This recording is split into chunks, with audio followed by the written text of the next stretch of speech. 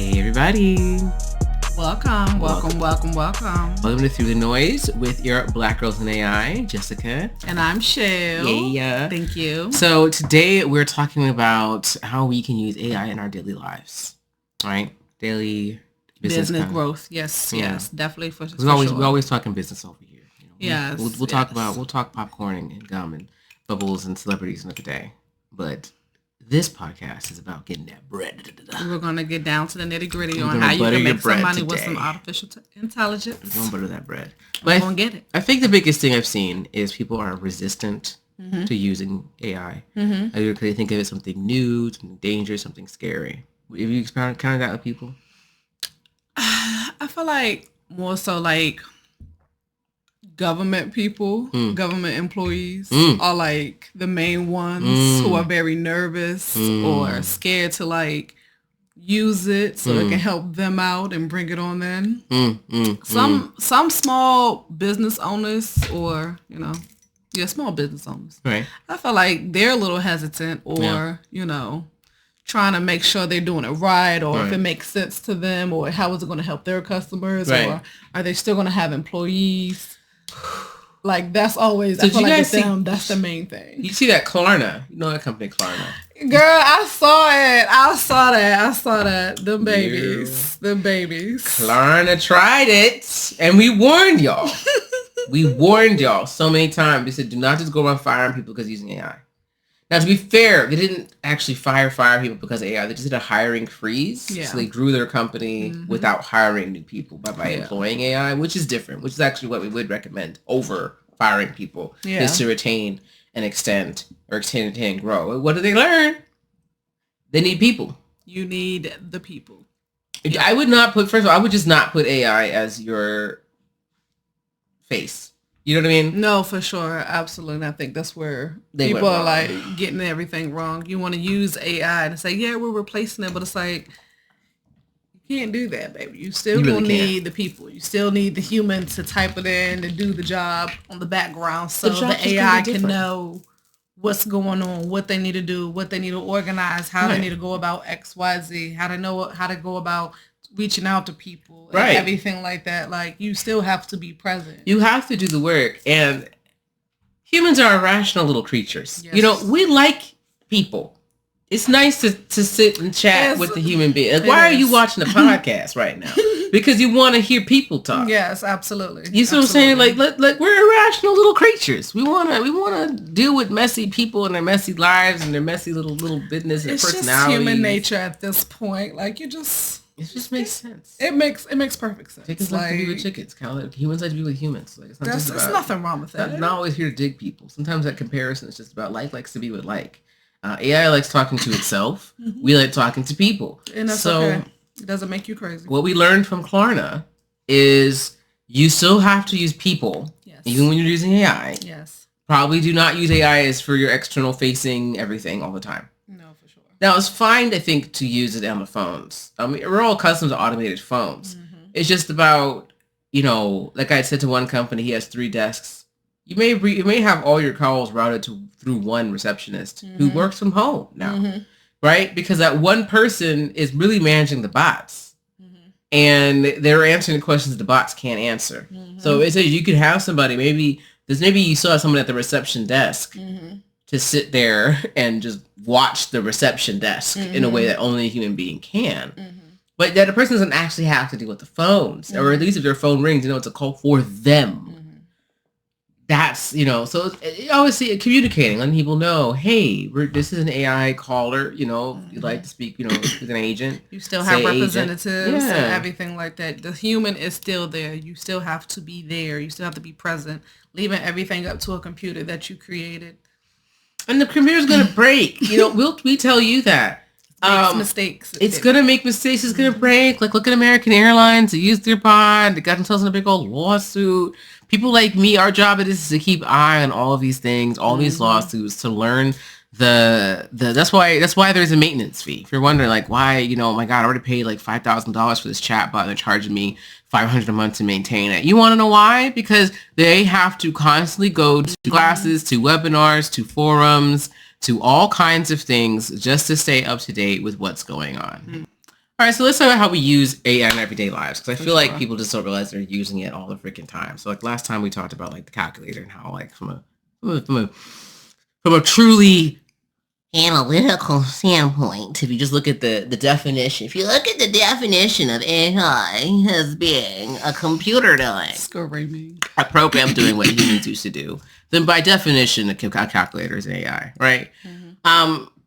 I feel like the most obvious examples people don't think about or they underestimate is, again, like I feel like we said this 1,000 times, like your filters, Snapchat filters, Instagram filters, TikTok filters, automatic captioning is automatic transcribing is a form of AI, autocorrect and spell check are forms of AI, algorithms are forms of AI, right? Those are machine learning type of a thing where the program is learning based upon how you adapt to the content, what kind of content you like. That also requires it to be able to scan the content, usually you're not tagging it yourself, right?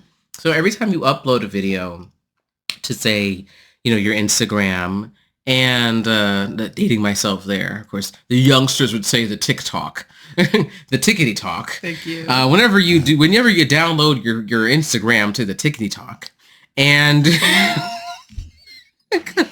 tickety talk is going, but they got it. So you're using a form of AI just to review your content, right? And how they could do automatic copyright checks. If you're wondering, again, how they get the automatic transcriptions and captions for you. But they're tagging it based upon what you're saying and maybe even be able to look at your content and see, okay, this is what you're submitting. This video is informative, or this video, or educational. This video is entertainment. This video is fighting videos, right? The open software that I, excuse me, the open software that I use, it has that. So it says, it'll let you download your video content or what you're trying to do.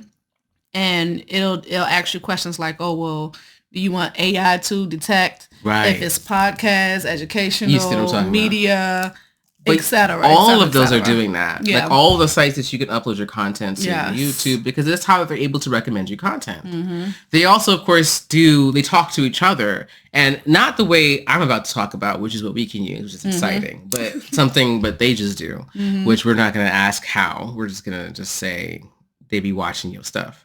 Is they try to figure out what else you watch on other platforms and then give that to you. So if you ever noticed that there's a certain creator that you saw on Instagram pop up one day, you go to TikTok, they pop up there. You go to Facebook, they pop up there. You go to YouTube, and all of a sudden their YouTube content is being suggested to you. So that's, again, these are all forms of AI, but how they're able to do that is they're basically watching your videos for you. They're reading it. They're obsessing it. And then they're also looking at the data they get from the users. So if they noticed that Black women in their 30s who live in the DMV area tend to love XYZ content, then most of those women also watch someone else's content, then they're going to suggest to you that content once it guesses that you are a Black woman. And obviously if you tell it that when you upload your content, but also maybe if you didn't upload any content, you didn't give it a picture, it'll just start to guess based upon what you like, what you don't like, how you interact with things, what your demographics are. And you may have experienced this. I have, where maybe I like a certain video. Definitely happens when I'm getting a little thirsty, and I'll look at a certain fitness influencer, Yes, thank you. As you guys can tell, I'm a gym girly. Thank you. So I'll maybe look a little. In the gym, fit. You gotta be fit, right? You know, nice and fit. And I might start innocent, and I'm just looking at like women and people who is not about their looks, it's about them being active. Maybe somebody who's 500 pounds trying to get motivation to do 10,000 steps in a day, and then we'll get some guy with some abs doing some ab workouts. And I might watch 6 or 7 times. And then the next one might have been content geared towards a white gay male. Why? Because apparently white gay men like looking at that stuff too. So sometimes that happens where you might find like your algorithm start to shift because the algorithm doesn't exactly know what you are or who you are. It just has an idea based on what you like. Yeah. And so it says, well, you're watching guys play rugby. You're watching, oily, abs up, ripped guys do workouts. You're watching. We see you. You watched a couple thirst traps. Okay.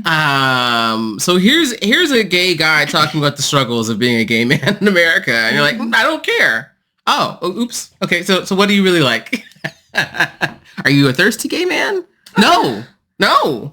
Well, here's an OnlyFans model who no. The thirsty gay male is sending me to hell. I'm just telling it like it is, people. I think people don't think about that because when I try to talk to, even prospective clients about like, well, why should we do social media? Why should we do social media? Why should we do content? Who's going to watch me? Listen, some people going to watch your stuff because they just think you're cute. And I'm okay with that. I'm okay with that. Some people might just be like, I like her haircut. It's cute. She's funny. I like her voice. Or, saying to this one guy's like, I understand if you're a little nervous about doing public speaking. Mm-hmm. Maybe you got to read a script. There's a few people's content who you can see that they're reading a script. You can look at their eyes moving left to right that they're reading a script. Mm-hmm. And it's either that the content itself is interesting enough or maybe you can relate.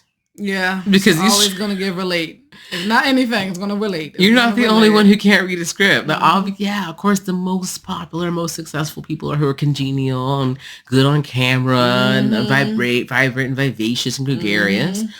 But you can still do just as well being a goofy, stiff, awkward. Like, because all you're doing is just speaking. Like, you're just talking about what you already know. So that's not... It's just like, remember back when, remember when around like late night when those goofy ads would come on from the local small businesses because they could afford ad space at 2 a.m. At 2 o'clock in the morning. And it'd be like the worst jingles being sung out of key because they sung it themselves. Be like Johnson's Brews and Brew, Johnson's Brew. And it'd be so loud. And I'm just like, hi y'all. But it's cute though. It's endearing. No, listen. Shout out to y'all because y'all made it out the mud. Y'all made it out the group chat, and then you put it on, just on TV. You got it on TV. People like authenticity. We're always gonna come back to that when it comes to this AI stuff. Like people like authenticity, and even doing AI properly takes time. If nothing else, if you're gonna use it right, you're gonna take your time. Mm-hmm. You're going to take your time. It's just gonna be too more. It is okay. Yeah, it's okay. It's nothing wrong with that. So, like, when we talk about using it in business, so we talk about how you use it in your everyday. Mm-hmm. One of the business thoughts is things like, so using the same concept of like an algorithm, right? If you're using an algorithm to help you, get curate content from a user standpoint for the users to use. And that's obviously a great thing to even have in your business some of the time as well, even for your own people, right? People to pre-pick content for them to save them time. Oh, you're working, for like a lawyer, where you're working on the Jones case. Mm-hmm. Well, here's all the files related to the Jones case. Is that what you're looking for? Like, that's nice. But also, you can use it, the same algorithms can be applied to doing predictive analysis, right? Forecasting in your business. Like, what's going to happen? What are trends based upon what's relevant? So if you're an attorney and you're doing estate planning today in 2025, yes, how can you predict the need for your work? How can you predict where their income level will be? Well, you can say, okay, I am licensed in Maryland and I do estates and I do this and that. My ideal clients are usually going to be 50 plus, right? Mm-hmm. I want young people to do it. That's we're going to talk about that later. Most of my clients now are 50 plus, established, married with children, maybe 45 and up. Because they got their stuff in order. They want to make sure they're leaving things to their children, to their family. Mm-hmm. Okay, what does this market trend show to that demographic of people? What's going on right now? A lot of people are losing jobs. Mm-hmm. A lot of people are struggling with employment. Mm-hmm. So maybe now is not the time to launch my $20,000 package. How can I make a package that's $200? Okay. How can I make a package that's $500? Mm-hmm. And if I want to sell my $2,000 package, who are those people? What's their trends? What does that look like? Right. Mm-hmm. Well, if 10,000 people per day are exiting their business, that's information for me to look at, and maybe that's a way to target those people. Maybe I want to target people who are in the process of exiting, who have just exited their business, and to help them get their new pile of cash put together. And that's how you can build marketing, right? Campaign, product or service development and design. Obviously, you can use it for like financial forecasting, for like investments. If you are trying to sell, trying to sell your company, you want to be able to forecast. What are some other things you can think about, like using business? Sidebar to, excuse me, I'm sorry, to the marketing. Yeah. I feel like if you really like know how to like market without even using the AI, the enhancement of using it when you finally get your hands on it, huge. Like it would be huge. But again, people are wrapped up in, oh, AI is coming in, we're about to get fired. Fear. And it's like, no, use it to your advantage. You have to use it to help you market it on how, because kids, everybody is on their cell phones. Everybody's looking for the next trend. Everybody's want to stay on top of the next trend. Instead of like... They scrolling emails on the toilet. They're really just going to look through some newsletters. That could be your marketing. A newsletter. It can all be so simple. Like, because people still read their emails. They still have the emails. Like, you can still send out a text message. Or like, you know, like a flyer they can place around anywhere. Yeah. Like going to a library, going to a coffee shop and you see an ad or something. Like, it's still... so many opportunities. It's everything just so doesn't much have to be so this broad. high level, super technological robot or and I think that's just the downfall of it, because it's like, why are you gotta do all that? You don't have to do all that. Like use it to your advantage. This is the camera, 2 girls and a microphone. Yeah, it's like there's no robot. Like I said in episode 1, there's no robot. Like they can't do this. So like it's real. Like it's okay. Like use AI to your advantage. To enhance your work. To enhance it. To like make your work better. Like even if you don't know what you're doing, jot it down. Write it down. And ask going by. You don't gotta write with it. So like there's a big piece is the writing. Yes. You know, and I say that as somebody who needs to write more in this business and who writes all the time in this business. And you know, you do a lot of the AI research and you get tons of it, which is great. And if you're better at prompting, you'll get higher quality AI research. For sure. But you still need to type some stuff out. Yeah.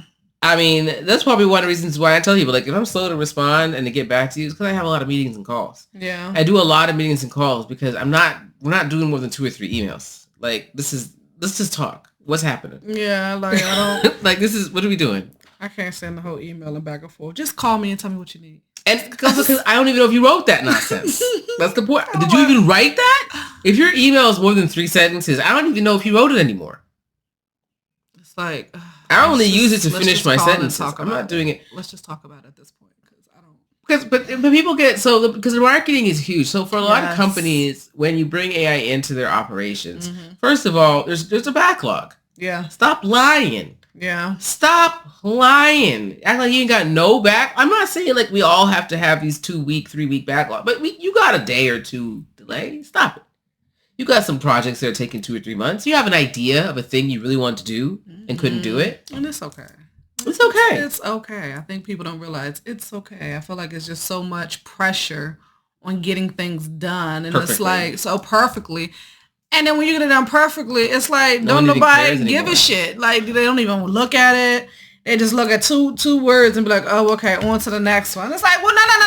I worked hard on this. And it's like, no, like, I don't need this much. Stressing me out. You don't need that much. I just came from a waste of time, almost a waste of time working group with these gals who do not want to just get work done. And it's the hilarity of being AI people in an AI group who are talking about AI stuff.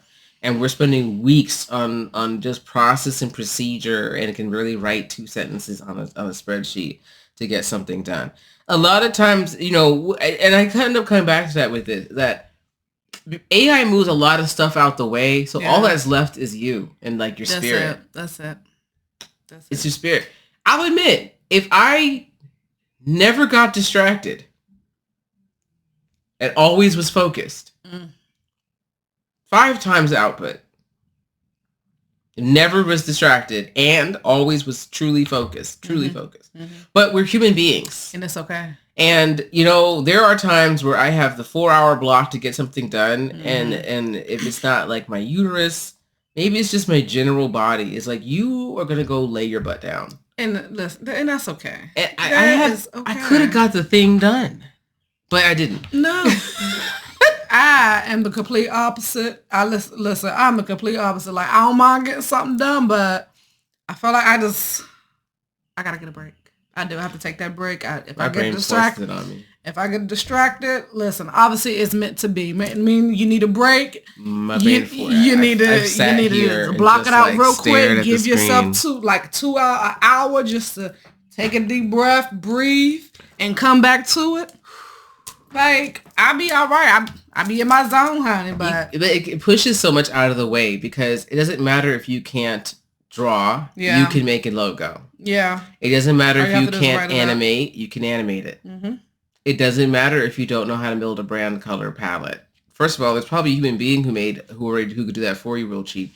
But I know of like 2 different people who've made like brand palette creating things that are like really fully robust. And then there's like a little add-on, just ask the darn bot and it'll give you one.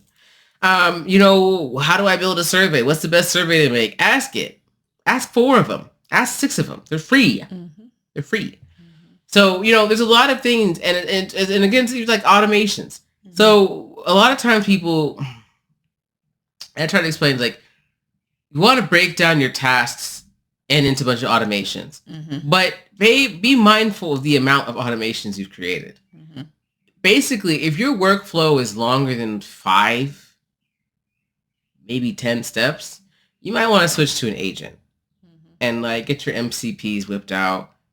What's MCP? Yeah, so machine context protocol. And it's basically, if an API is like just pulling the plug from one thing, like a feeding tube, right? Where like your OpenAI API, for example, the OpenAI API is a little access code that allows you to use OpenAI's software. It's like a little hose, it's a little work through. The machine context protocol is, instead of the hose of one to the other, it's like fitting the puzzle pieces together. Okay. Think of it that difference, right? So instead of, if it's like, if OpenAI was this little factory with ChatGPT as like a bucket of, was like liquid for argument's sake, and you got your factory and you need ChatGPT in your life. So you're going to, instead of just pulling the hose and plugging it into yours, and then you just feeds it in. Yeah. Where that would be like an API. The difference now would be you guys would actually like almost create a little bridge between you two, where that portion of the factory meets your portion of the factory. And the value there is that you can do a lot more. Yes. So you can use all of the features and facets of the thing, and it'll mesh perfectly with your thing, whatever that is. And then you can give it access to more data spaces, more knowledge spaces. What do I mean? So, for example, if you're building something like a custom GPT or a custom gem or some kind of a customized chatbot, you'll need to create something called a knowledge base. You say a knowledge base? A knowledge base. Okay. A knowledge base is, it's for all intents and purposes, it's just a place where you put knowledge, a place where you put the information, the data. That's it. So if I'm making a custom GPT on knitting, and I wanted to make knitting patterns, my knowledge base would include probably some workshop materials on how to make knitting patterns. Like if there's any kind of classes or materials on how to make knitting patterns, I would put that in there. I would also probably put like 1,000 or 2 knitting patterns. Some photos and stuff so they can see, they can understand thousands upon thousands upon thousands of true, tried, tested, human-made, usable knitting patterns.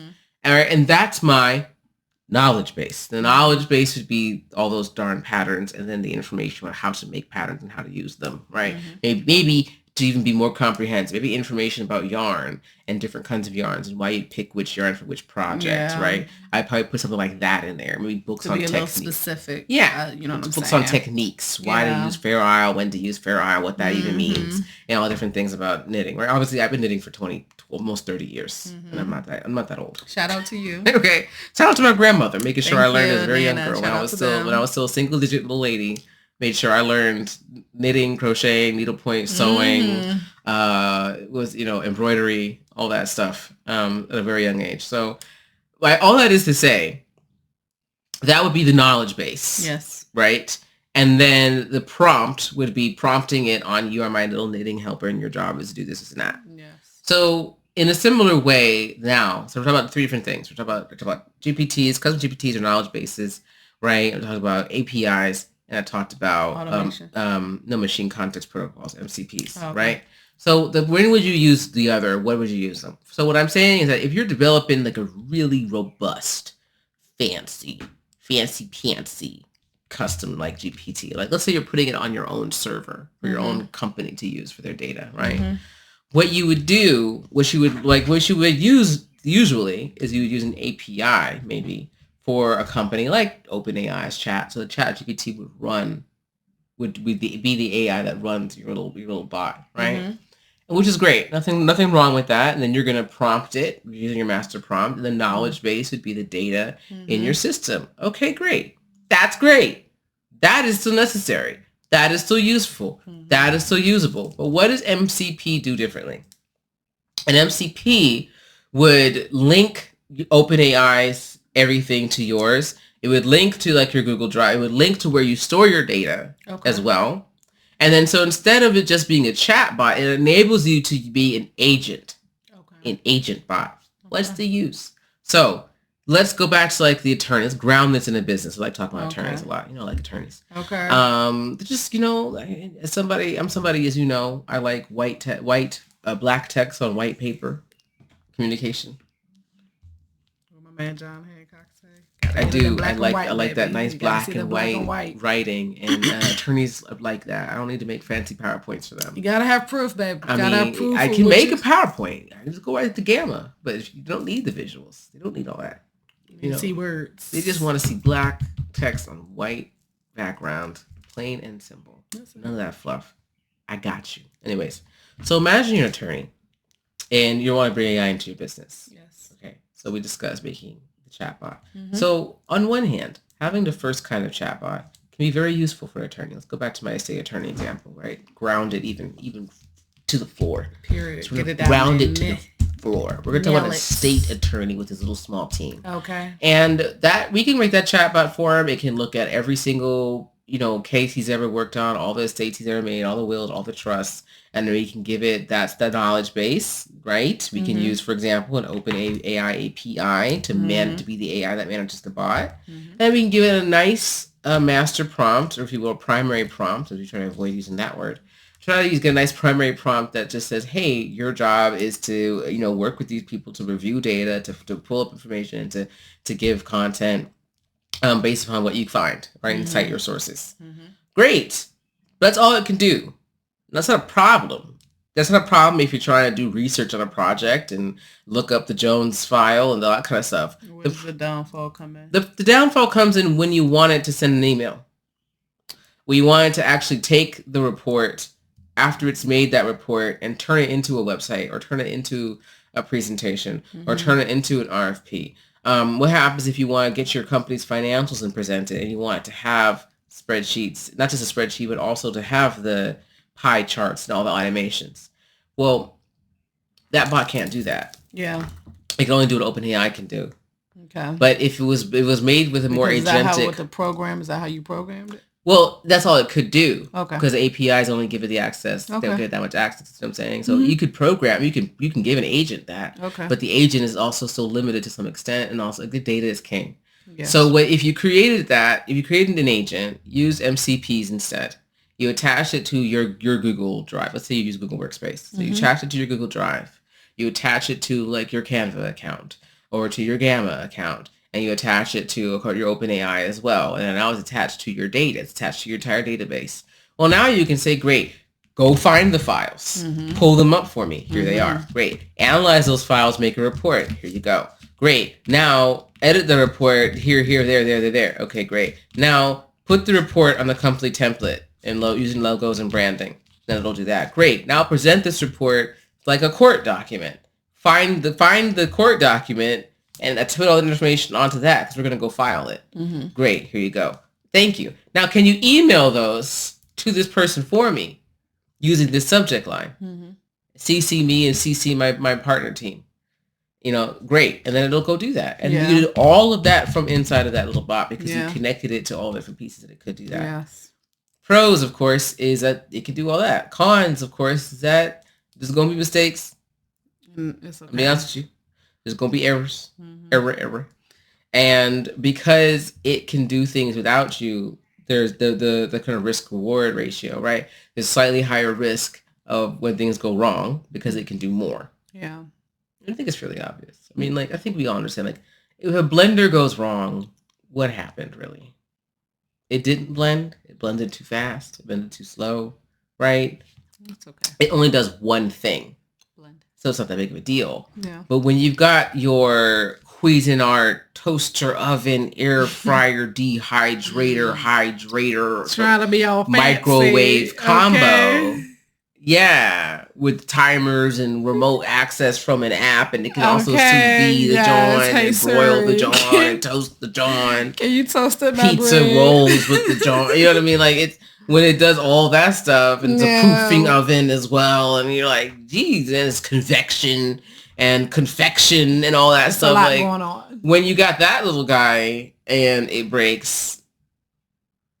You sure? Well, I mean, yeah, and also, right, because what if you had the different little sections? Like, I don't know about you, but like I've had devices like that here, where it has, you got, one section is proofing some bread, the next section is sous vide some, the next section is doing that. When you got like those little cook things that do 15 things, and even just one piece breaks, it can be a big deal. It's just like your car, like they go to your car, like a car versus a blender. Car can take you places. But as soon as just one little thing just messes up, you see what I'm talking about? But when your bicycle breaks, it's just a pop tire. I mean, you still can't ride it, but it's not that big of a deal. It's not, but... If the seat is wobbly, it's just a pain. If the handlebars are angled off, you can drive to the side, maybe for a little bit until you get the friend who has a wrench, and then you'll fix it. We've been there. I definitely have. I used to ride a bike as transportation. Okay, so I already know. I know. San Francisco, I'll be sliding down hills and stuff. Oh, I'm so sorry, girl. In the rain. Francisco got them hills. In the rain. I remember one time I literally came down a hill in the rain. It would look kind of cool though. I admit, I looked hella fly because I literally I wasn't even holding the handlebars. I had to put my hand on the water because I was sliding completely sideways down. I was like, while making a left-hand turn. No ma'am. Landed right before the gutter. No ma'am. Picked up and kept it moving. Them hills is real steep. No ma'am. But see, the thing is, like, that's like the difference. Like when your bicycle breaks versus your motorcycle versus your vehicle versus a coach bus versus a plane, right? Think about that difference. So some of these AIs are more like bicycles. Automations are a great example of that. It's like a bicycle. It only can do so freaking much. Yes. It really can't do. It can't go that fast. It can't go that far. Doing too much. Just it's sitting in its little box. It's staying in this lane, baby. But when you start talking about bring on MCPs, that's when you're talking about like a car engine. And if you want a fully functional car, it needs to be able to do quite a few things. So right, because if your car, sure, the engine works with the tire pressure off, that's enough. If the engine works with the oil isn't right. I don't even know cars that well, but I know enough. If the whole car and the engine and everything works and the tires are aligned, but the windshield wipers don't. Listen, I feel like I'm giving you some trauma. Because you are. The PTSD is coming. It's kicking in. Because the windshield wipers will stop working before the rain. You know that. And now you're out here in the rain. Can't see with no freaking windshield wipers. Praise the Lord. What if your headlight goes out and you don't even know? What if it was just a wiring issue? The light works. Just the wire got a little wobble, and then it flickers on and off. People don't know if and then you're on a 1-lane road. They don't know if you're a motorcycle or a car.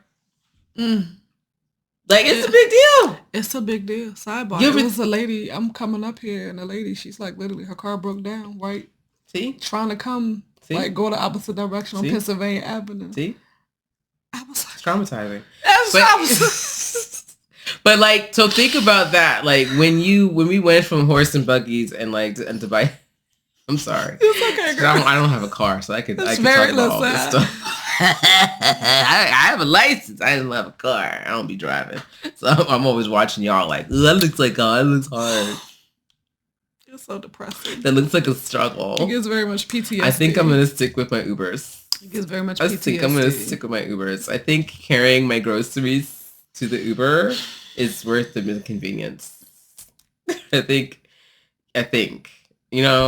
just having my groceries delivered to not deal with that, or just carrying the 2 or 3 bags to the curb and then just putting them in and moving on is worth not being able just to throw them in my car and do 2 or 3 other stops and think about parking and driving. Oh my God.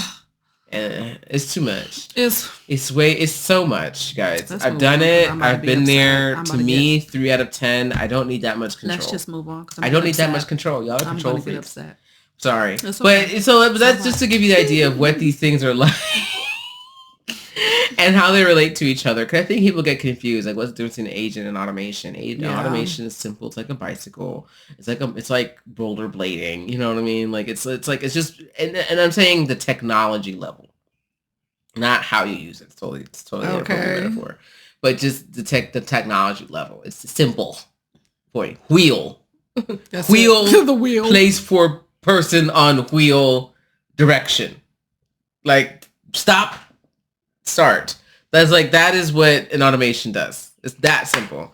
Agents are much more like vehicles as far as things. You get more features. You get to sit down. You get to be cozy. You get the AC. You get the music. Mm-hmm. You know, you can put a seat warmer on there and then put a cup holder and eat snacks. Like, you can't do that on a bicycle, right? But you can do that in that's things. You can't with APIs or with you know, thinking about like things like using an API versus a MCP is like the difference between the car and the coach bus, or you know what I mean, or even like the plane. Sometimes, I mean, hopefully that'll be the next kind of plane type of thing. But it's like it's a bigger thing. It can do more stuff. Be a little more comprehensive. You can put features into it that you couldn't put onto the car, right? Because you can have a whole RV with like a kitchen in a bus, right? Like, you did a big old bus in a kitchen. You got bunk beds back there, full shower, nice little working toilet. Yeah, you can't do that in the car. Yeah. You can't do that in the car. So the same thing, like an MCP to API is like a vehicle, a car to a coach bus. A coach bus can do a lot more. You can put more things in there, but that can break down. It can still break down, and it's not easy to tow. Then you gotta wait a long time. You're gonna be in the side of the road like Salinas. You know what I mean? Anything for Salinas. For Salinas. You know what I'm saying? But that's gonna be you. So I'm gonna tell you, like, I ain't gonna wait. Just ain't gonna lie to you now. You want it? Yes, you want it. Do you want that? Yes. Right? Think about that. If you had to take a trip cross country, right, by yourself or you with your small family, your business, right? You gotta go cross country. You got a bicycle, a car, a coach bus, your own coach bus that's decked out. Period. Okay. Right? Which one are you taking? For sake of argument, the plane ain't available today. Ain't no planes. Don't take no flight. Right. No planes and trains right TSA. Now. No planes and trains. No nothing. That's not available for sake of argument. Okay. Though your own choice is between a bike. Right. So if you're just trying to go down the street, you don't need a coach bus. That's too much work. Yeah. Where are you going to park the John? Yeah. It's a bit much. Unless, you know, I mean, I guess if you're going from here to like, you know. You don't need all that. You don't need all that. You just hop in the car. Or get on the bike. If you're going to your corner house, you're going to Kiki house up the street, you can get on the bicycle. You don't even got to get in the car for that. Unless you're real lazy. But you know what? If you have a car and it works, you probably will take the car, to be fair. But if you're really pressed, that's the difference between choosing which one to use is like, also, how much more work are you going to do? Yeah. You do have to do a lot more work with automations. A lot more work. So if you're going to automate emails. Let's say you want to do email automation versus agent versus MCP-based automation of emails. What's the difference? If you're going to do automation emails, you have to figure out the entire chain of events. Okay. So I collect the information on my newsletter form. Then I immediately send them a confirmation email. You have to write that confirmation email. Then you set the automation to create the form, create the automation that says when the form is filled out, they'll get this email. Then you have to create that email. Then they'll set that's the automation. Then you're going to create that they're going to get the next email, let's say a day later. You have to write that next email. So like when you do like your sales funnel kind of automations, right, where people are giving you content, giving you their email, and you're wanting to get them to buy a thing. You know, they fill out the form. Oh, you're interested in my thing. Let me sell it to you. Yeah. And you have 10 emails. You have to write every last one of those emails. Yeah. And then submit them and have them sit there. And the only customization you're probably going to get is their name. You know, hey, Jessica. Yeah. And everything else is going to be it. Yeah. So if you did that, now imagine you use like API-based kind of frameworks, right? In that regards, it's probably going to be closer to MCP with that specific example. But the difference here might be you may have the AI write the emails, right? And give it the guidelines. Give it clear, close guardrails and guidelines. You only write emails about this, selling this project. But maybe that's why you want to use it, because it can customize the email based upon the user. So it's not AI. The AI will do that. Okay. It's not just going to be, hey, Jess, come buy this thing. It's going to be, hey, Jess, we saw you fill this out. And since you said that you work in AI, then you're definitely going to have an appreciation for this because as an AI expert, you know, and now I'm getting a customized email. It's not the same email you would get, right? Question. So, and I was just thinking about it when you was just talking. So, I want to word it properly. So it can make sense. Since when do you care about being proper? So sorry.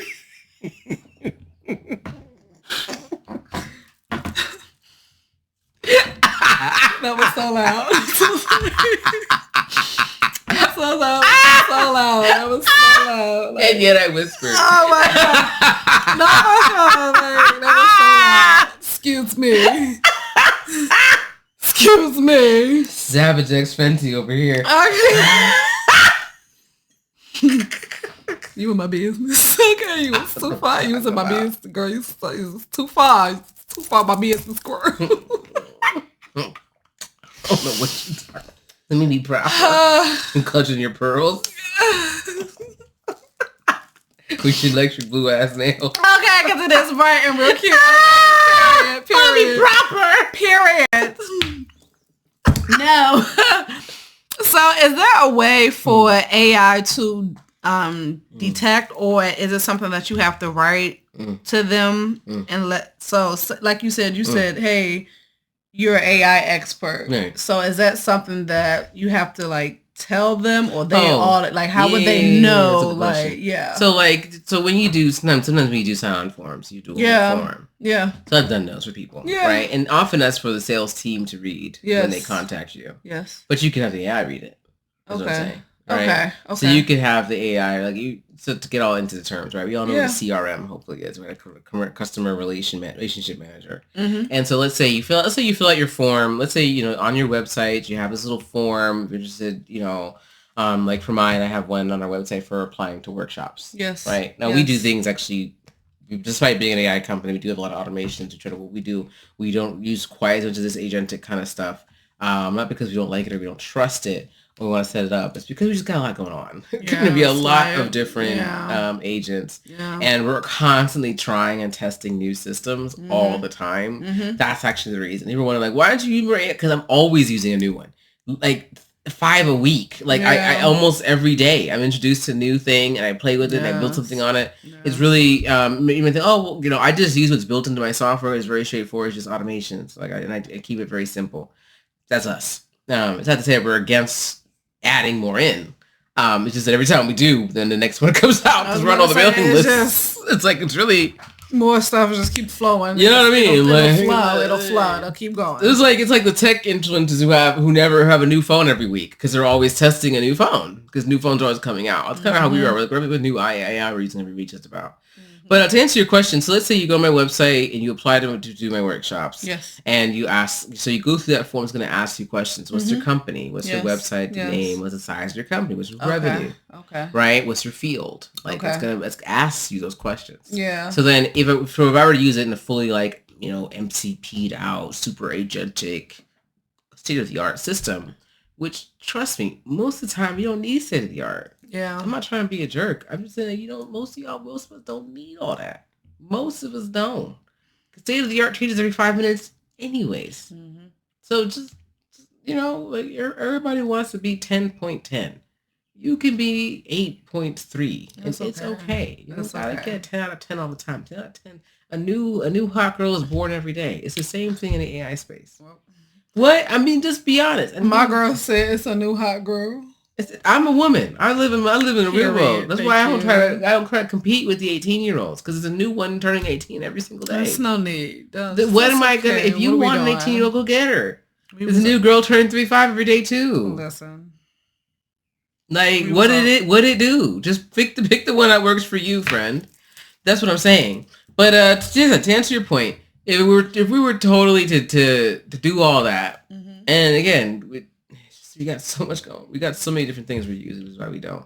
But it would be some things where it would say hey, Shell, I see your operations was an AI company. So you would have told it that. You would have said, yeah, I'm Shell. I'm with this company. I do these things, this revenue size. So, okay, well, based upon your revenue size, like, we have this offer that's great for this revenue size. So it can actually save a lot of time on the sales calls or building towards it, which is how it can improve, especially cold sale outreach, like outbound, or even to get inbound, especially outbound leads, cold outreach, or cooler outreach. Yes. So like in marketing, you have like warm outreach and cold outreach. Okay. Warm outreach is I know you. Okay. So let's say a sister who sells, body butters. Okay. Right?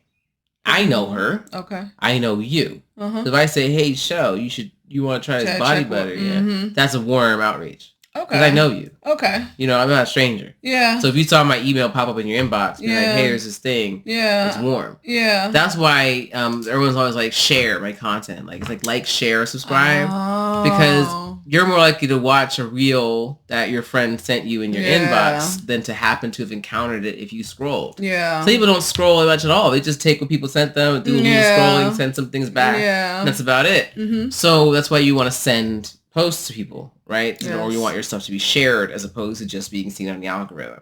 Okay. And that's the idea of warm outreach from a marketing standpoint versus cold outreach, which is just putting yourself up on the algorithm, hoping for the best, or like doing marketing, doing ads.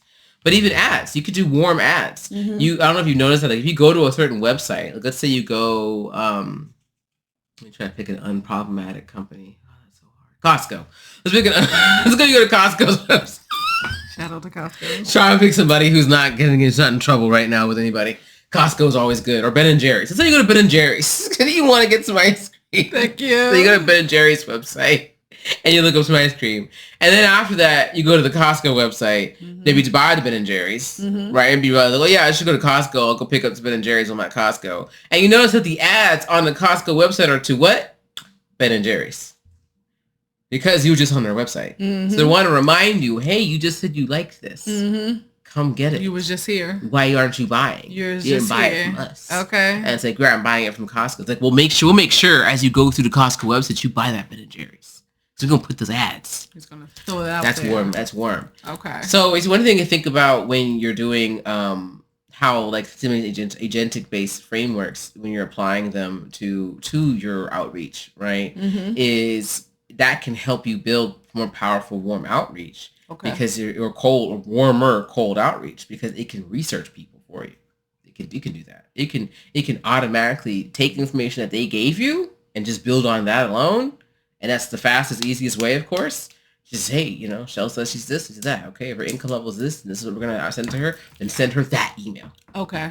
Okay. Right? Okay. And you can also create if-thens and then that's with your automations. Let's not lie here, right? But again, with automations, now you got to write all the emails. Yeah. So now you got to have the email written for the $100,000 company versus the $1 million company versus the $10 million and $100 million company. If you have different offers for all those companies for your same product, right? You have one product, which is what we do. We have one product, which is our business service offering, and we have the levels. And there's a level, and that are to some extent geared toward other companies, right? If you're a smaller business, we recommend that you come to us for a course, right? Versus if you're a larger company, once you get a little higher, then you can buy a little one-offs. And then you get the fuller package and a fuller package and a fuller package.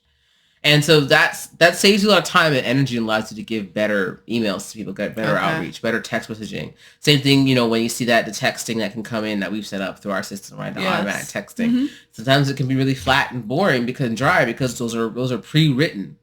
They pre-wrote them. They just said everybody's going to get it. Yeah. But or the if then that. Everybody who bought this will get that. Everybody who turned up to this webinar will get this. But what if it was able to actually pay more attention to you and give you much more detailed, specific? It doesn't just have your name inserted. It's like, okay, we know that you're a woman who's a millennial, which means you're probably going to appreciate this kind of tone, right? Oh, you're a black woman millennial. Maybe you'll like this tone. And that's how advertising can be even more customized to people. And then getting it to the place where you trust it to generate those ads in the moment, right? And then so it can generate ads for your personas. Imagine being able to submit a persona sheet to your bot, and then it can go from that and build an advertising campaign that's customized. So I think that's just about it as far as like how we use it in business today. I want us to make sure we don't go on for too long because we can talk about this for hours. Okay. Do you have any last thoughts? I do not, but I do want, I would say like, for people who are scared to use AI in their business, like just find a way that it will help it. Like find different softwares that you can use, go to different websites, just do your research on it before you try to say like, oh no, I don't need this. When in reality, because that's what people are using. Like these kids is using to, market their stuff. They're not even really doing too much, selling nothing for real. Like, I'm gonna go sell this, so let me go on AI, see how I can sell a keychain. It can be all so simple. So like, I just feel like just do your research. Look up some stuff, look up some software that's going to work out for you, what all that you're trying to do, jot things down, like write it down, what you're trying to accomplish, what you want your business to look like, what you want the numbers to look like. And then just go from there. Like it's nothing wrong with just jumping out there and just see how it works. But to say like, oh, well, it's taking over. Well, no, it can't take over because it still needs you. Like you just can't rely on an agent for that. So chill out with the fear, can't guys. do that. Chill out. They'll get it. No, they'll get it. They'll get it. They'll get it. It's okay. It's just it's new. Every 5 minutes. But because it's moving so fast. That's the difference. Like it's just moving so fast. Exponential growth. And it's telling people you got to hurry up and catch up before you get behind. In all reality, I feel like they're only saying that because of the new updates that just keep coming out every single day. But it's like you ain't really changing nothing. Like nothing is really being changed with these updates for real. That's just like their phone. There's nothing really being changed. You're not fixing any bugs or nothing. You're not really doing that much. Black people. Like get out with the fear, guys. I mean, I know the man's coming for. I know the man is coming for us, but like, relax. Okay, we'll get there. Just build. If you build it yourself, you don't have to worry about it. See, the problem is. The problem is. Y'all want to use the stuff, and the stuff is using you. You got to use it, or it uses you. You have to invent upon it, or it will be invented upon you. I guarantee it. I can guarantee that. Yes. Guarantee that. Hey. All right, y'all take care. Bye. We'll see you over the next one. Bye.